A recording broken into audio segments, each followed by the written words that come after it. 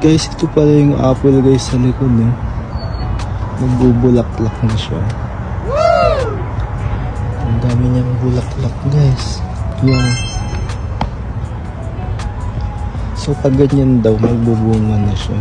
Wow! Ganito na siya. Ang daming bulaklak. Yan. Pag ganyan daw siya guys, malapit na siyang magbunga. Flowers niya. May flowers pa dito sa baba. Ang dami guys. Siya. Tapos meron din dito yung